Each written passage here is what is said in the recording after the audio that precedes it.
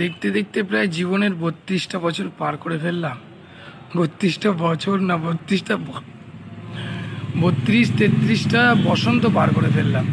কিন্তু সত্যি রামায়ণ আমি কখনো কখনো পুরোটা পড়িনি। কিন্তু একটা কথা ঠিক, যে বিভীষণ যে ছিল সে কিন্তু অন্যায়টাকে কখনো প্রশ্রয় দেয়নি।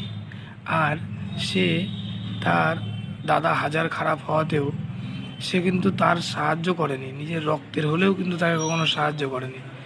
সে অন্যায়ের প্রতিরোধ করতে সে রামের সঙ্গ নিয়েছিল, রামকে সাহায্য করেছিল।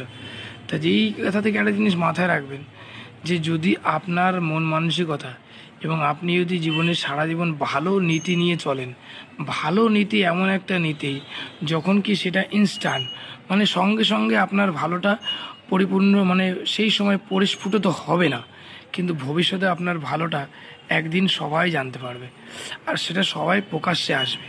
তা কখনো ভালো মানুষের সঙ্গে যদি আপনি ভালো মানুষ হন, তাহলে আপনার সঙ্গ দেখবেন সবসময় দিনের পর দিন বাড়তেই আছে। আর যদি এই তথ্যটা আপনি না নিজের মধ্যে আনতে পারেন, তাহলে দেখবেন একটা সময় গিয়ে সেই মানে সেই সঙ্গ ছাড়া ধীরে ধীরে ধীরে ধীরে আপনি একাকিত্ব হয়ে যাচ্ছেন। তাই কি বলুন তো, ভালো মানসিকতা, ভালো মন আপনাকে সারা জীবন অনেক সঙ্গ